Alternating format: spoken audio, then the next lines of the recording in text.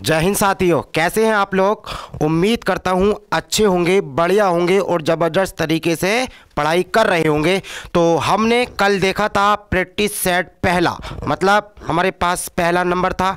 आज हम करेंगे उससे अगला दूसरा, और उम्मीद करता हूं आप सभी लोगों ने प्रैक्टिस सेट अभ्यास 01 को देख लिया होगा। अगर ना देखा है ना मेरे भाई, तो आप उनको देखें और उसमें वो क्वेश्चन सेलेक्ट करें जो आपको रिवीजन की ज़रूरत है। आपको जैसे रचनाओं के हैं या फिर शब्दावली से रिलेटेड हैं, उन क्वेश्चनों को आप अपनी नोटबुक में नोट करें और आगे की कार्यवाही को अंजाम दें। ठीक है जी, तो हमारे पास चलते हैं आज की पाठशाला में। प्रैक्टिस सेट दूसरा जो आपके सामने है, पहला क्वेश्चन आपके सामने। आइए जी, मेरे साथ है मेरे पास। देख लो साकेत नगरी है यही, स्वर्ग से मिलने गगन में जा रही, में कौन सा अलंकार है। तो आप बताओगे मेरे भाई। मैं अगर आपसे पूछूं अलंकार क्या होता है, तो आप जानते हैं अलंकार वे शब्द होते हैं जो किसी काव्य की शोभा बढ़ाते हैं। क्या बताते हैं? शोभा बढ़ाते हैं, ना कि शोभा को उत्पन्न करते। बल्कि आप क्या करते हैं, तो आप बताओगे। अगर मैं आपसे पूछूं तो ये दो शब्दों से मिलकर बना है। एक बना है मेरे पास अलम और एक बना है मेरे पास कार। क्या बना है? कार। कार का मतलब क्या होता है, तो आप बताओगे कार का मतलब होता है करने वाला। क्या होता है जी? करने वाला। और अलम का मतलब क्या होता है, तो आप जानते हैं अलम एक क्या होता है? आभूषण होता है जो क्या कार्य करता है, तो आप बताते हैं शोभा बढ़ाने का काम करता है। किसका बढ़ाने का? शोभा या सजावट को बढ़ाने का काम करता है, ना कि उत्पन्न करने का। ठीक है जी, तो मेरे पास पूछा क्या है, देख लो साकेत नगरी है यही, स्वर्ग से मिलने गगन में जा रही। तो आप जानते होंगे मेरे भाई, ये साकेत जो नगरी है, ये साकेत की नगरी किसको बोलते हैं, तो आप जानते हैं ये मेरे पास होता है अयोध्या जी को। किसको बोलते हैं, तो आप बताओगे हम बोलते हैं जी किसको? अयोध्या को। किसको बोलते हैं? अयोध्या को। ठीक है जी, तो मेरे पास क्या है, देख लो साकेत नगरी है यही, मतलब ये अयोध्या है जो कहां जा रही है? स्वर्ग से मिलने। कहां? आप बोलोगे गगन जा रही है। गगन मतलब हमारे पास आकाश में जा रही है। तो मेरे भाई यहां पर क्या बात हुई, एक छोटी सी बात थी, उसको इतना बड़ा चढ़ाकर प्रस्तुत कर दिया जाए जिससे उसकी जो लिमिट होती है, उसकी जो एक मर्यादा होती है, उसकी जो एक सीमा होती है, उसका क्या हो जाए? उल्लंघन हो जाए। तो वहां पर आप जानते हैं मेरे भाई कौन सा अलंकार होता है, तो आप बताओगे वहां पर होता है अतिशयोक्ति अलंकार। मेरे भाई अगर मैं इसकी बात करूं तो यह वर्तनी गलत है लिखा हुई, इसमें पूरा सह होता है। क्या होता है? पूरा सह। जब आप इसका संधि निकालेंगे, विच्छेद करेंगे, तो क्या मिलेगा? अति धन के शय। क्या मिलेगा? अति धन से। और क्या मिलेगा? गुण संधि के नियम लगेगा तो बनेगा उक्ति। क्या मिलेगा? उक्ति। उक्ति का मतलब होता है कथन या बात, शय का मतलब होता है बड़ा चढ़ाना, और अति का मतलब होता है ज्यादा। मतलब जब किसी के कथन को, उक्ति को, बात को कुछ ज्यादा बड़ा चढ़ाकर प्रस्तुत किया जाता है, तो हमारे पास कौन सा होता है? अतिशयोक्ति। मैं बात करता हूं उपमा अलंकार क्या होता है, तो आप बताओगे उपमा अलंकार वह होता है जहां पर उपमेय और उपमान में क्या पाई जाए? समानता। क्या पाई जाए? समानता या फिर तुलना का भाव होता है। क्या होता है? तुलना का भाव होता है। ठीक है जी, ये हमारे पास क्या है, तो आप बोलोगे हमारे पास ये है जी उपमान। क्या है? आप बोलोगे ये है मेरे पास उपमान। ठीक है जी, क्या पाई जाती है, तो आप बताओगे समानता पाई जाती है। क्या पाई जाती है? समानता। या फिर क्या होता है इसके बीच, आप बताओगे तुलना होती है। क्या होती है? तुलना। और इसको प्रकट करने के लिए आते हैं वाचक शब्द। कौन से शब्द आते हैं, तो आप बोलोगे ये आते हैं वाचक शब्द। ठीक है जी, अब वाचक शब्द कौन से होते हैं? जो समानता या तुलना को प्रकट करते हैं। तो आपने पढ़े होंगे मेरे भाई, आपने पढ़े होंगे, जैसे मेरे पास सा है, मेरे पास सी है, मेरे पास से है, मेरे पास सम है, मेरे पास सरिस है। ठीक है जी, मेरे पास क्या है? समाना है, सरिस है। सरिस क्या है जी, आप बोलोगे हमारे पास ये क्या है, तो आप बोलोगे सरिस है। ठीक है जी, इसी तरीके से समाना है, सदृश्य है, ऐसा है, वैसा है, कैसा है, जैसा है। अर्थात वो क्या बताएंगे, तो समानता या तुलना को प्रकट करेंगे। तो वो वाचक शब्द होंगे कौन से? समानता या तुलना को बताने वाले। तो और ये किस में होता है, तो आप बताते हैं ये होता हमारे पास उपमा में। उपमेय कौन होता है? जिसकी तुलना की जाती है। उपमान किसे कहते हैं? जिससे तुलना की जाती है। वो हमारे पास उपमान होता है। बात करता हूं मैं प्रतीप अलंकार की, तो याद रखना मेरे भाई ये किसका उल्टा होता है, तो आप बताओगे ये उपमा का ही उल्टा होता है, क्योंकि जब इसमें से निकालोगे तो मेरे पास मिलेगा प्रति धन के इप। क्या मिलेगा? प्रति धन के इप। और प्रति हमारे पास उपसर्ग है जिसका अर्थ होता है क्या? उल्टा। यहां पर क्या निकलेगा? उल्टा निकलेगा। ये किसका उल्टा? तो आप बताओगे उपमा का। अगर मैं अब आपसे पूछूं क्या होगा जी इसके अंदर, तो जो उपमेय होगा उसको उपमान मान लिया जाएगा और जो उपमान होगा वो उपमेय मान लिया जाएगा। तो वहां पर कौन सा होता है? प्रतीप अलंकार होता है। ठीक है, वाचक शब्द भी क्या होते हैं? बिल्कुल यही होंगे, समानता को प्रकट करने वाले, समानता को प्रकट करने वाले। बात बिल्कुल सही है। लेकिन मैं अगर आपसे एक बात पूछूं मेरे भाई, क्या अगर मेरे पास वाचक शब्द आ जाए, क्या आ जाए? वाचक शब्द, और वाचक शब्द से तुरंत पहले मेरे पास क्या आ जाए? उपमान, तो मेरे भाई याद रखना वो अलंकार कौन सा होगा? उपमेय होगा। और अगर वाचक सबसे पहले क्या आ जाए? उपमेय आ जाए। क्या आ जाए? उपमेय। तो मेरे भाई याद रखना वो अलंकार कौन सा होगा? प्रतीप अलंकार होगा। कौन सा अलंकार? प्रतीप। मैं बात करता हूं अन्योक्ति की, तो अन्योक्ति की अगर मैं बात करूं तो संधि निकालोगे आप इसके गुण संधि के हिसाब से, अन्य धन के उक्ति। अन्य धन के उक्ति, उक्ति का मतलब आप जानते हैं क्या होता है? कथन या किसी की बात। बिल्कुल सही है।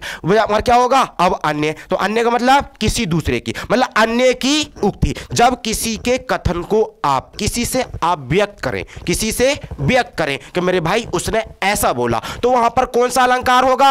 आप बोलोगे वहां पर अन्योक्ति अलंकार होगा। बात बिल्कुल सही है। आगे की बात करते हैं मेरे भाई। जैसे मैं बात करता हूं अगला सवाल पे, चिरायु शब्द में प्रयुक्त उपसर्ग है, तो बोले जी उपसर्ग आप जानते हैं जो कहां आते हैं? शब्द के आदि में आते हैं। जब आप इसका संधि विच्छेद निकालेंगे तो क्या निकलेगा मेरे भाई? आप बताओगे मेरे पास निकलेगा चिरधन के आयु। चिरधन के आयु, आयु अपने आप में क्या होगा? सार्थक। ये मेरे पास क्या बन जाएगा? तो आप बताओगे हमारे पास बन जाएगा उपसर्ग। तो यू हमारे पास बिल्कुल गलत है। आयु तो अपने आप में क्या है? एक सार्थक है, तो उपसर्ग तो हैगा नहीं। ठीक है जी, ची हमारे पास गलत है। तो मेरे पास क्या बचा? आप बोलोगे हमारे पास ये बचा चिर। Option number D. आगे की बात करते हैं मेरे भाई, वैदेही वनवास किसकी रचना है? तो मेरे पास क्या है? वैदेही वनवास किसकी रचना है? अयोध्या सिंह उपाध्याय, जिसको हम क्या बोलते हैं? हरिओद बोलते हैं। क्या बोलते हैं? हरिओद। मेरे भाई बिल्कुल सही है। वैदेही वनवास किसकी है? अयोध्या सिंह उपाध्याय की। अगर मैं और इनकी रचनाओं की बात करूं तो आपने पढ़ा भी होगा, बहुत पढ़ा होगा, प्रिय प्रवास, बहुत पूछी जाती है।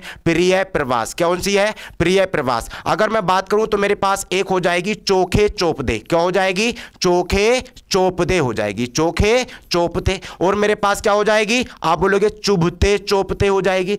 चुभते चोप दे। बिल्कुल सही है जी। अगर पूछूं मैं आपसे क्या है, तो आप बोलोगे रस कलश हो जाएगी। क्या हो जाएगी? रस कलश हो जाएगी। और मेरे पास क्या हो जाएगी? अधिखिला फूल। ये तो मेरे भाई कई बार पूछी गई है। अधिखिला फूल किसकी है? तो आप बताओगे हमारे पास अयोध्या सिंह उपाध्याय की है। और एक और होती है मेरे भाई जो कई बार पूछी गई है, ठेठ हिंदी का ठाठ। किसकी जी? अयोध्या सिंह उपाध्याय की। ठेठ हिंदी का ठाठ, ये भी किसकी रचना है? तो आप बताओगे ये भी हमारे पास अयोध्या सिंह उपाध्याय की ही रचना है। तो वैदेही वनवास, हरिओद, प्रिय प्रवास, चोखे चोपदे, चुभते चोपदे, रस कलश, अधिकिला फूल और ठेठ हिंदी का ठाठ, ये सब किसकी रचना है? तो आप बताओगे ये हमारे पास अयोध्या सिंह उपाध्याय यानी हरिओद की रचनाएं हैं। ठीक है, मैं बात करता हूं रामधारी सिंह दिनकर की। तो मेरे भाई आप जानते हैं मेरे पास क्या होगी? तो आप बोलोगे हमारे पास क्या हो जाएगी? जैसे हमारे पास रश्मि है, ठीक है जी, क्या है? रश्मिरती कह दो। कुरुक्षेत्र है, क्या है जी?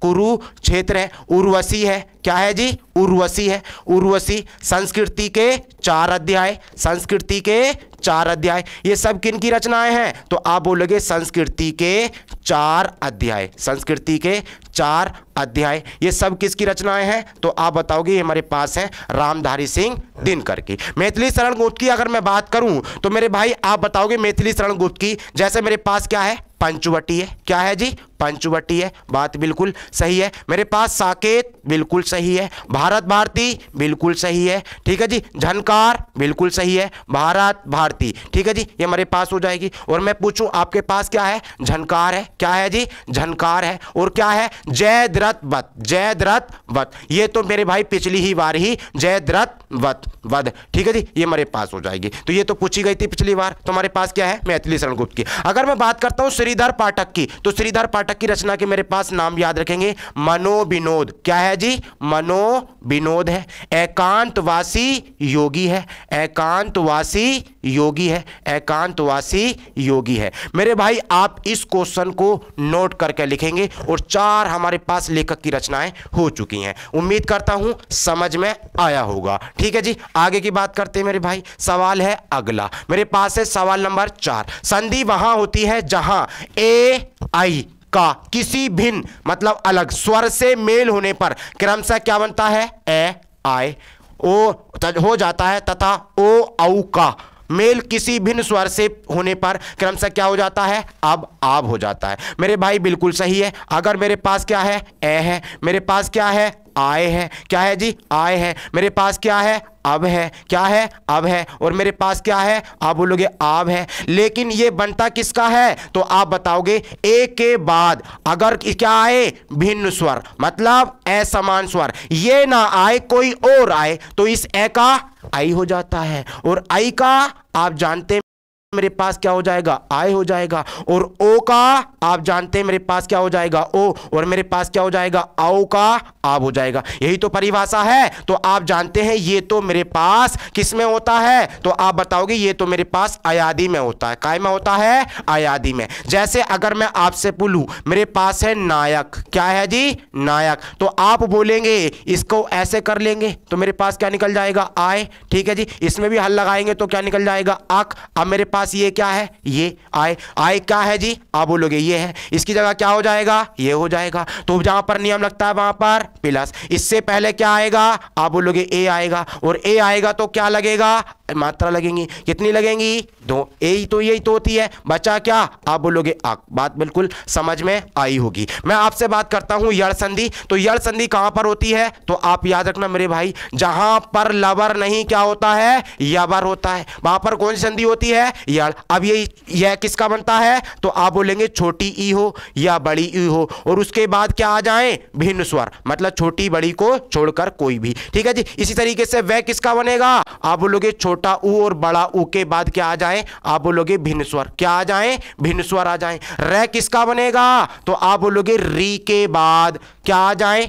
भिन्न स्वर आ जाए। क्या आ जाए? भिन्न स्वर आ जाए, तो वो भी क्या बनेगा? रे। मतलब यहां पर क्या होता है? यवर। इससे पहले क्या होते हैं? अधिकांश आधे वर्ण होते हैं, तो वहां पर कौन सी होती है? यड़ संधि। बात करता हूं वृद्धि संधि की। तो वृद्धि संधि कौन सी होती है? तो आप बताओगे मेरे पास जहां पर क्या होता है जी? औ होता है। जहां पर क्या होता है? आई होता है। मैं अगर पूछूं मेरे भाई ये आई कैसे बनता है? तो आप बताओगे छोटा आ या बड़ा आ प्रथम वर्ण होगा, उसके बाद प्लस होगा यानी धन होगा, और उसके बाद क्या आ जाएगा? आप बोलोगे ये मेरे पास आ जाए ए या आई आ जाए, तो क्या बन जाएगा? यही बन जाएगा। इसी तरीके से ये मेरे पास क्या हो जाएगा? तो आप बोलोगे ये छोटा आ या बड़ा आ के बाद क्या आ जाए? अपने आप में छोटा ओ या फिर क्या आ जाए? औ आ जाए, तो क्या बन जाएगा? औ ही बन जाएगा। ठीक है जी, उम्मीद करता हूं समझ में आया होगा। आगे की बात करते हैं मेरे भाई। सवाल है अगला, किस शब्द में आबा प्रत्यय नहीं है? प्रत्यय वे होते हैं जो शब्द के अंत में लगते हैं। कहां लगते हैं भाई? अंत में लगते हैं। ठीक है जी, आगे की बात करते हैं।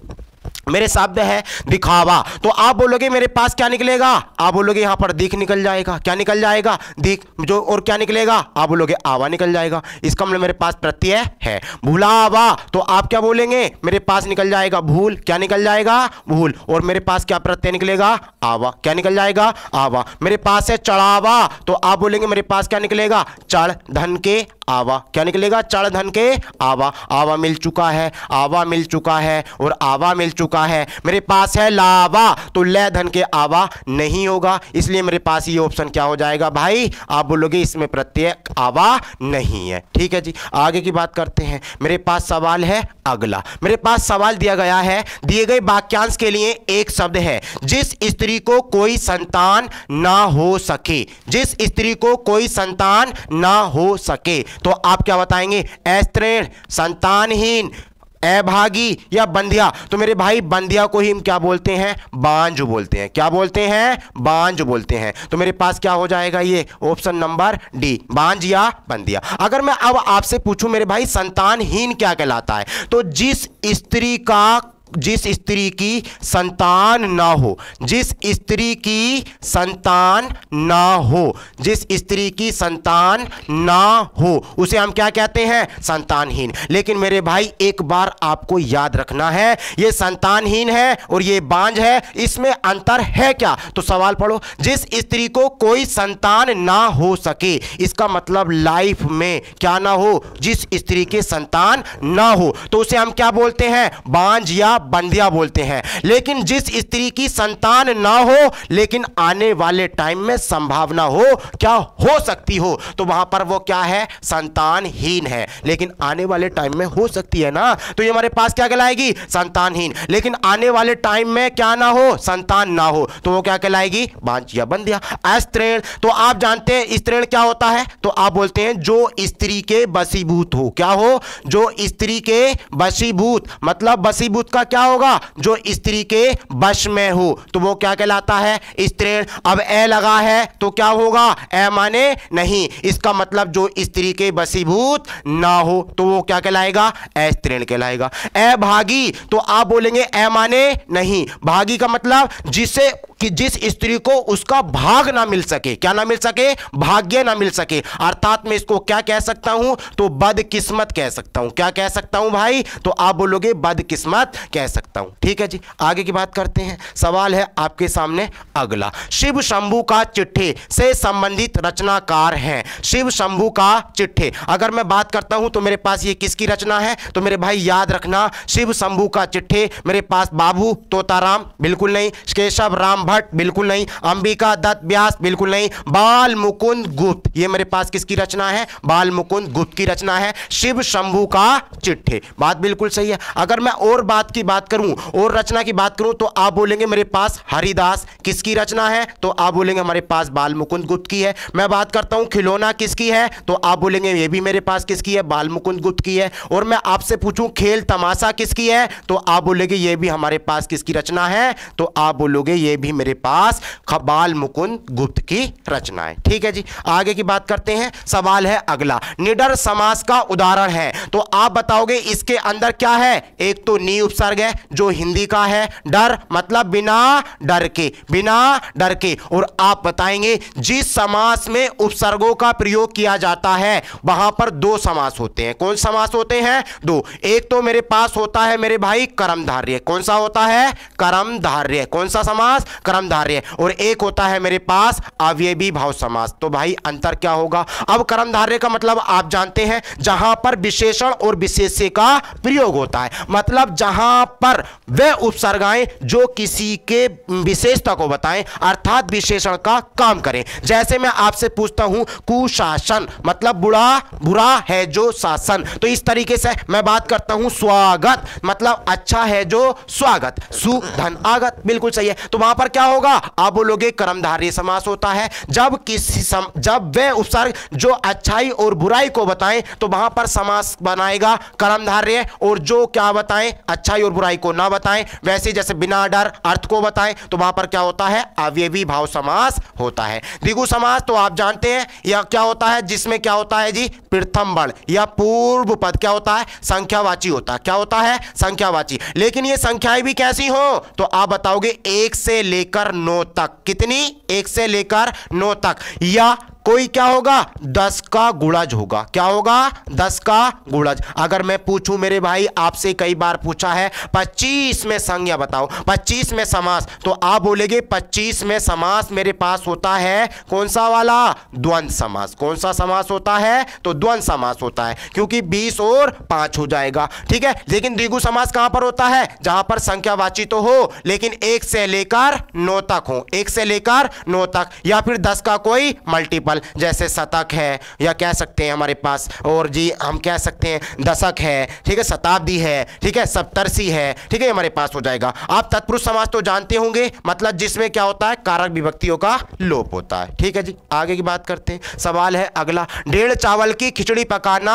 आपसे पूछा है मुहावरे का अर्थ है डेढ़ चावल की खिचड़ी पकाना। तो आप कहते हैं भाई साहब ये तो अपनी 1.5 इंच की अलग ही चलाता है, तो 1.5 इंच की कैसे चलाएगा? बहुमत से अलग रहना, बात बिल्कुल सही है जी। तो यही तो बात है, डेढ़ चावल की खिचड़ी पकाना मतलब सबसे अलग रहना। ठीक है जी, तो बहुमत से अलग रहना, समझ आया होगा। आगे की बात करते हैं मेरे भाई। सवाल है अगला, आंधी, मौसम, छोटी सी बात, रंग बिरंगी, ऊपर कहानियों के लेखक हैं। तो मेरे भाई जाहिर सी बात है, आंधी होगी, मौसम होगा, ये सब कैसी हैं, छोटी सी बात है। और उसमें क्या होता है, रंग बिरंगी, क्या खिलते हैं, कमल खिलते हैं भाई, कमल। तो कमल से मेरे भाई याद हो जाएगा कमलेश्वर। क्या हो जाएगा, कमलेश्वर। ठीक है जी, आगे की बात करते हैं मेरे भाई। सवाल है अगला, क्या आप खाना खाएंगी। मैं क्या है, अपेक्षित विराम चिन्ह है, मतलब इसमें कौन सा विराम चिन्ह आएगा, विस्मयादि बोधक। तो मेरे भाई जब किसी को संबोधन किया जाता है तो इसका प्रयोग किया जाता है।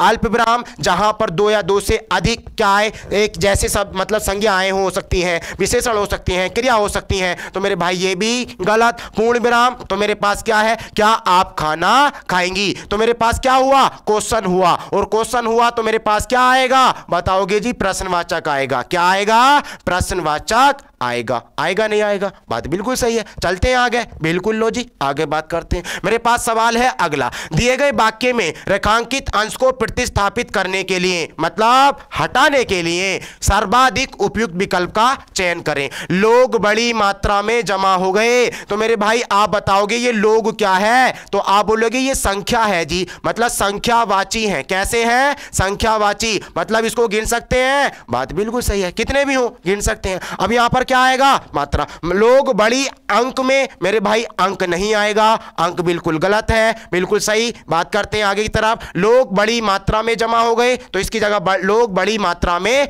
बड़ी संख्या में जमा हो गए, बिल्कुल सही है। तो आप बोल सकते हैं क्योंकि काउंटिंग की बात है, संख्या की बात है, तो क्या आएगा, संख्या आएगा। गणना नहीं आएगा, भीड़ नहीं आएगा। तो आगे चलते हैं जी, सवाल करते हैं अगला। चलो जी, सवाल है आपके सामने, अली शब्द का अनेकार्थी शब्द है, बिल्कुल सही बात है। अगर मैं ये वाला अली लिख दूं तो क्या बात होगी, तो आप बोलोगे ये वाला अली लिख दोगे तो ये सहेली बन जाएगी, सजनी बन जाएगी। क्या बन जाएगी, सजनी, यानी कि सखी बन जाएगी। क्या बन जाएगी, सखी बन जाएगी, सखी। बात करता हूं ये अली क्या होता है, तो अली मेरे पास जानते होंगे किसको बोलते हैं, भंवरा को बोलते हैं। अब अनेकार्थी पूछा है तो बिल्कुल जाहिर सी बात है, क्वेश्चन मेमोरी बेस हुआ, याद रखने की बात है। तो याद रखना मेरे भाई, अली को क्या बोलते हैं, भंवरा तो आप जानते ही होंगे, कोयल भी बोलते हैं। अनेकार्थी शब्द क्या होते हैं, जहां पर एक शब्द के अनेक अर्थ हो। क्या हो, अनेक अर्थ, ठीक है, वो क्या कहलाते हैं, अनेकार्थी। अब पर्यायवाची क्या होते हैं, तो पर्यायवाची वे होते हैं वे शब्द मतलब उसके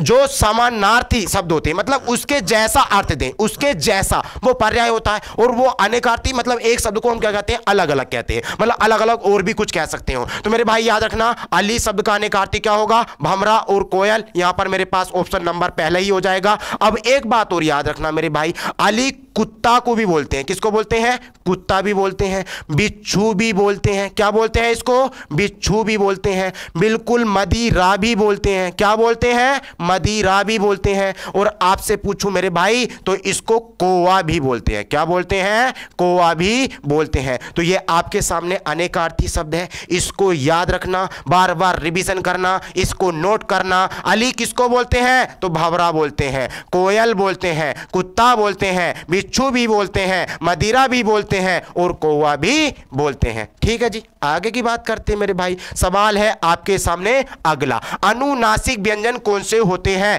जब मैं इसका संधि विच्छेद करूं तो आप बताओगे ये मिलेगा अनु और क्या मिलेगा, नासिक। नासिक का मतलब क्या होगा, नाक। क्या होगा, नाक, मतलब वह शब्द जो क्या बोले जाएं, नाक के अनुसार बोले जाएं, नाक के और नाक के अनुसार बोले जाएंगे मेरे भाई, तो मुख का तो प्रयोग होगा ही होगा। इसका मतलब मुख और नाक दोनों से बोले जाने वाले शब्द क्या कहलाते हैं, अनुनासिक व्यंजन। अब व्यंजन की बात कर रहा है तो जाहिर सी बात है, प्रत्येक वर्ग का पंचमाक्षर। बहुत अच्छा सवाल है मेरे पास, तृतीय है बिल्कुल खत्म, प्रथमाक्षर बिल्कुल खत्म, मेरे पास क्या हो जाएगा, पंचमाक्षर। अब ये कौन कौन से होते हैं, तो जाहिर सी बात है, कै वर्ग की अगर मैं बात करूं तो क्या मिलेगा, ये मिलेगा डे। ठीक है जी, अगर इसको हटा दे तो टे वर्ग का तीसरा बन जाएगा। ये है तो टे वर्ग का तीसरा, लेकिन ये पंचम पंचम, च वर्ग का ये होता है, ठीक है जी, और ट वर्ग का ये होता है, और त वर्ग का ये होता है, और प वर्ग का मैं होता है। तो ये हमारे पास व्यंजन होते हैं जी प्रत्येक वर्ग का पंचम अक्षर, ठीक है। आगे बात करते हैं, सवाल है आपके सामने अगला, निर्वेद किस रस का स्थायी भाव है? तो आप जानते हैं निर्वेद, निर्वेद का मतलब होता है बिल्कुल सम हो जाए, क्या हो जाए? सम, मतलब वैराग्य, मतलब जिसे कोई मतलब ना हो, दुनियादारी से कुछ भी ना हो, मन को समझाए, बिल्कुल भाई शांत रहे, शांत, निर्वेद रे कुछ नहीं है, सम है, समन कर दे, वैराग्य, ठीक है। तो ये हमारे पास क्या कहलाएगा? शांत रस का स्थायी भाव है। भक्ति का तो आप जानते ही होंगे, क्या होगा? भगवत विषयक रति, क्या होगा जी? भगवत विषयक रति, भगवत विषयक रति, ये हमारे पास हो जाएगा किसका? भक्ति रस का, ठीक है जी, ये हमारे पास हो जाएगा। ईश्वर भी आता है इसका, क्या आता है? ईश्वर, और क्या आता है? आप बोलोगे अनुराग भी आता है, क्या आता है? अनुराग भी आता है, ठीक है। बात करते हैं जहां पर आप किसी की भक्ति करो, सर मेरे पास है वात्सल्य, तो वात्सल्य का तो आप जानते हैं जो किसके लिए आता है? ममता के लिए आता है, ममता मतलब वात्सल्य रति भी कह सकते हैं, इसके आगे आप रति लगा दो तो वात्सल्य रति भी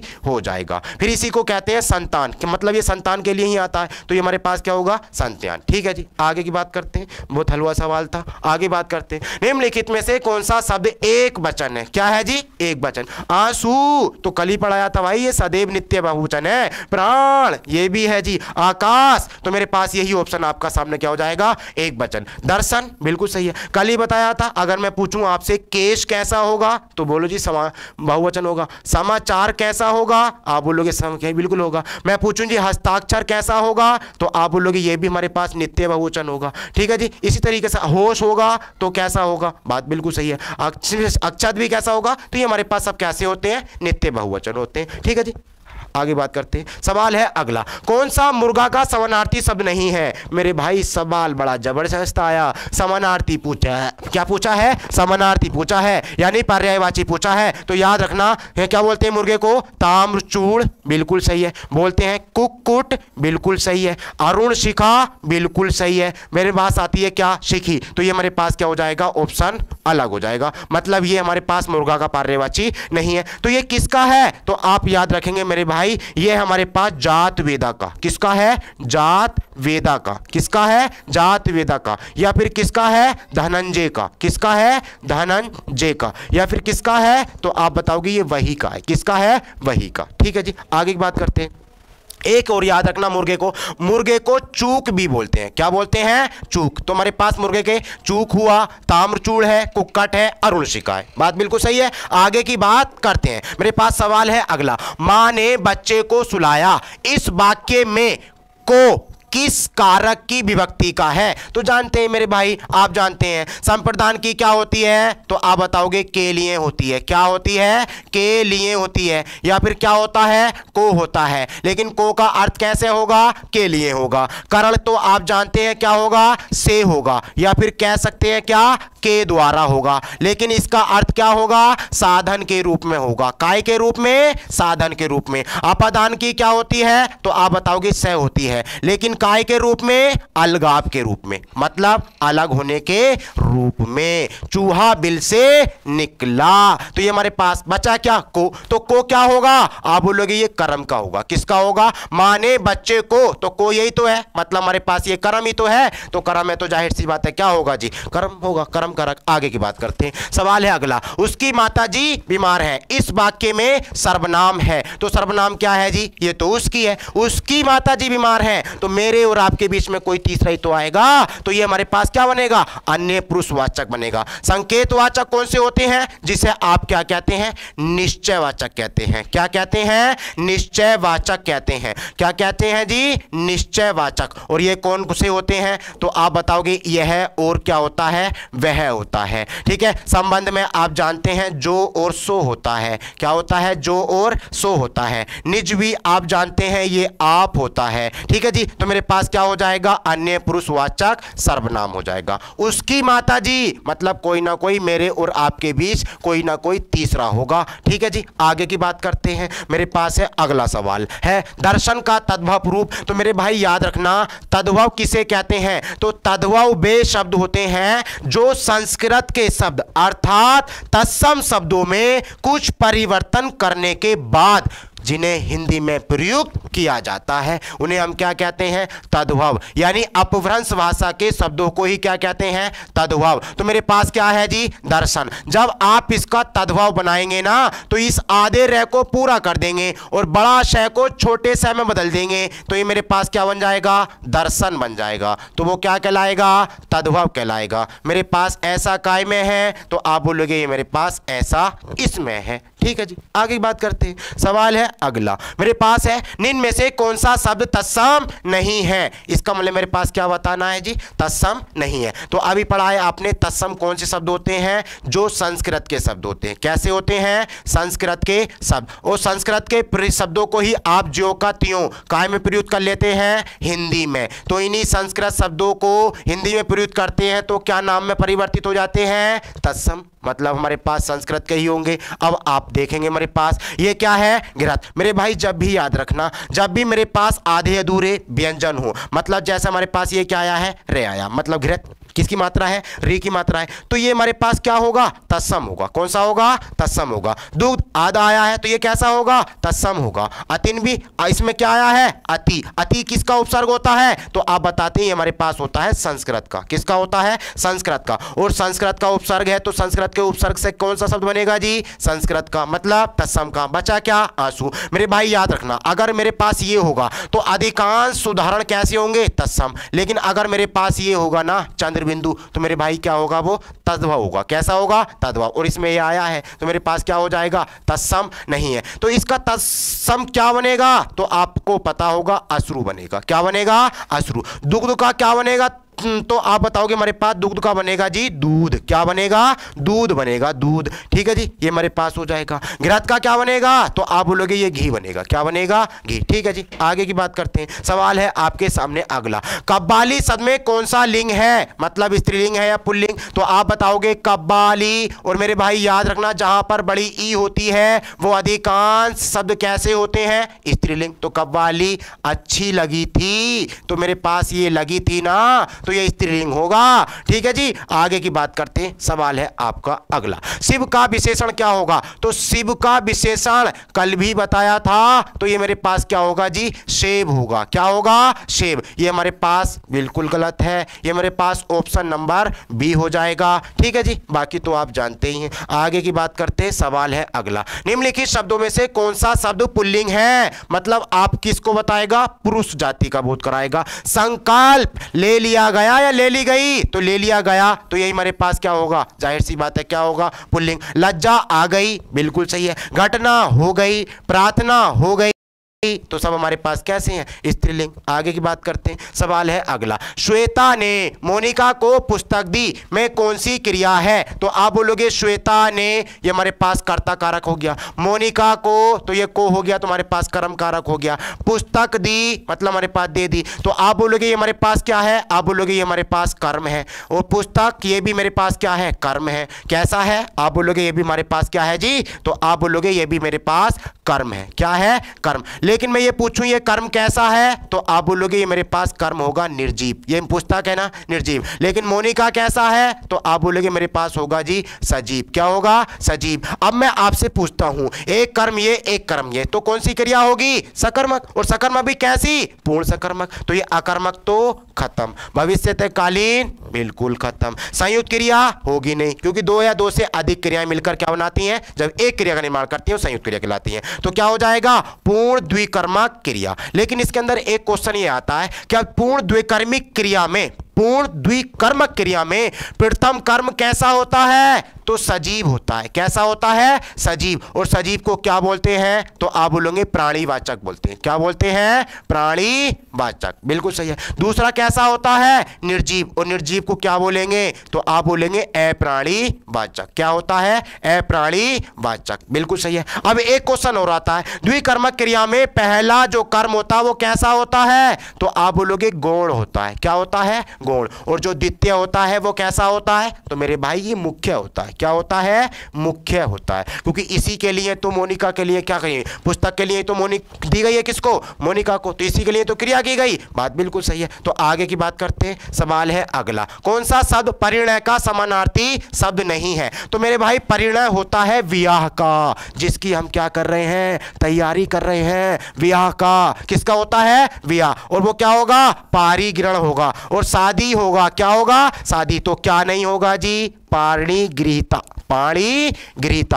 अब पाणिगृहीता क्या होगा? इसमें प्रत्यय लगा है, विशेषण होगा, मतलब जिसकी शादी हो गई वो क्या कहलाएगा? पाणिगृहीता। ठीक है जी, तो हो गया ना काम, हो गया। तो हमारे पास ये परिणय थोड़ी ना कहलाएगा, मतलब विवाह, विवाह, पाणिग्रहण और हमारे पास विवाह। तो विवाह हमारे पास ये ऐसे भी आ जाए तो भी कोई दिक्कत नहीं है। ठीक है जी, आगे की बात करते हैं। सवाल है अगला, मेरे पास है, निम्नलिखित में से किस वाक्य में भविष्य काल है? भविष्य काल है। भविष्य काल कौन सा होता है? जो आने वाला समय हो। भविष्य काल हमारा अच्छा होगा। ठीक है जी, यही तो हमारे पास होगा। तो मैं आपकी प्रतीक्षा करूंगा, मतलब कर तो नहीं रहा ना, करूंगा आने वाले। तो ये हमारे पास क्या हो जाएगा? आप बोलोगे मेरे पास यही क्या हो जाएगा? भविष्य काल। मैंने एक पेड़ काट लिया, तो मेरे पास ये क्या होगा? सामान्य भूत होगा। क्या होगा जी? सामान्य भूत होगा। बात बिल्कुल सही है। बात करता हूं, मैं पुस्तक पढ़ने वाला था।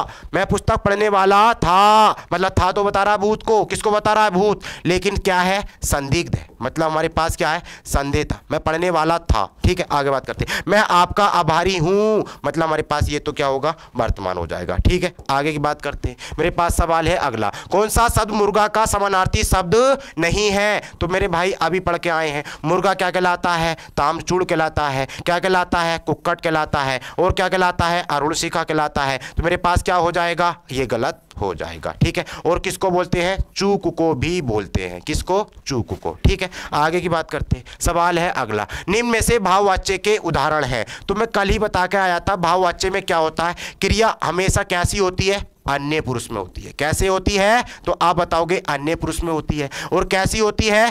पुल्लिंग होती है। कैसी होती है? एक वचन होती है। ठीक है जी, कैसी होती है? पुल्लिंग होती है। कैसी होती है? पुल्लिंग होती है। और कैसी होती है? तो आप बताओगे ये अकर्मक होती है। कैसी होती है? अकर्मक होती है। ठीक है जी, आगे की बात करते हैं। उससे बैठा नहीं जाता, तो ये हमारे पास उससे बैठा नहीं जाता। अब इसकी जगह कुछ भी रख लो, राम से बैठा नहीं जाता, और कुछ रख लो। ठीक है जी, सीता से बैठा नहीं जाता, और कुछ भी रख सकते हैं। राम से खाया नहीं जाता, तो ये भी हमारे पास। तो आप बोलोगे ये हमारे पास क्या हो जाएगा? ये भी भाववाच्य होगा, ये भी भाववाच्य होगा। राम पत्र लिखता है, अब इसकी जगह मैं क्या रख सकता हूँ? रानी रख सकता हूँ। रानी पत्र लिखती है, इसका नाम क्रिया बदली, तो ये तो है कर्तृवाच्य। सीता पुस्तक पढ़ती है, ये स्त्रीलिंग है तो पुल्लिंग रख दो। ठीक है जी, राम पुस्तक पढ़ता है, इसका मतलब ये भी बदली, तो ये भी कैसा होगा? कर्तृवाच्य। तो पूछा क्या है? वाच्य का उदाहरण। मेरे पास एक क्या हो जाएगा? एक। ये क्या हो जाएगा? दो। काय में है? बोलो जी ये। तुम्हारे पास क्या हो जाएगा? ऑप्शन नंबर बी हो जाएगा। याद रखना, भाववाच्य में क्रिया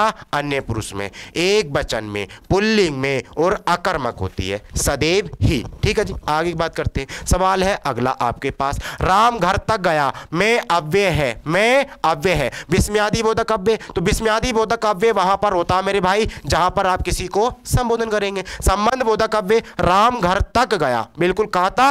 घर तक। तो ये हमारे पास क्या बता दिया? इसने संबंध बता दिया। क्या बता दिया? संबंध बता दिया। तो कौन सा होगा? संबंध बोधक अव्यय होगा। ठीक है जी, आगे की बात करते हैं। क्रिया विशेषण अव्यय, राम धीरे धीरे चलता है। समुच्चय बोधक अव्यय, राम और मुकेश दौड़ते हैं। राम खेलता है और मुकेश दौड़ता है। ये हमारे पास क्या हो जाएगा? समुच्चय बोधक। ठीक है, आगे की बात करते हैं। सवाल है मेरे पास अगला, अपेक्षा का विलोम शब्द है। तो आप जानते हैं अपेक्षा का क्या होता है जी? उपेक्षा होता है। क्या होता है? उपेक्षा। ठीक है जी, बात करते हैं सापेक्ष का विलोम क्या होता है? निरपेक्ष होता है। तो ये अनापेक्षा क्या है जी? तो आप बताओगे ये अनापेक्षा क्या होता है? ये हमारे पास क्या होता है? अनापेक्षा। और ये क्या हो जाएगा? तो हमारे पास बोलोगे ये इसका ही पर्यायवाची हो जाएगा। किसका? उपेक्षा का। ठीक है, तो हमारे पास अपेक्षा का क्या होगा? विलोम उपेक्षा होगा। ठीक है जी, आगे की बात करते हैं। मेरे पास सवाल बिल्कुल हो चुके हैं, 32 क्वेश्चन हो चुके हैं। 37 में से 5 क्वेश्चन पैराग्राफ के हम निकाल देते हैं भाई, उसमें टाइम लगता है, वो आप थोड़ा सा कर भी लेंगे, प्रैक्टिस करा देंगे। लेकिन मेरे भाई इस क्वेश्चनों को आपने करा और आप ईमानदारी से ये सोचना कि मेरे पास कितनी तैयारी है, मैं इन क्वेश्चनों को कितना सही कर पाया। ठीक है जी। और आपको जहां वीक लगे, जो नोट करने के क्वेश्चन हूं मैं आपसे कहता चला रहा हूं, ठीक है, उन क्वेश्चनों को याद करना। भाई मेरे एग्जाम के अंदर एग्जाम हॉल में ये क्लास अगर देख के गए होगे तो बिल्कुल याद आएगी। अगर देख के जाओगे और इसका रिवीजन नहीं करके जाओगे तो एग्जाम हॉल में मेरे भाई यही कहोगे, काश मैं इसका रिवीजन और कर लेता तो मेरे क्वेश्चन सही हो जाते। ठीक है जी। तो मिलते हैं आपको अगली वीडियो में, यानी अगले प्रैक्टिस सेट में। तब तक के लिए जय हिंद। आप मस्त रहें, आबाद रहें और अच्छे से अपनी पढ़ाई को करते रहें। मिलते हैं अगली वीडियो में।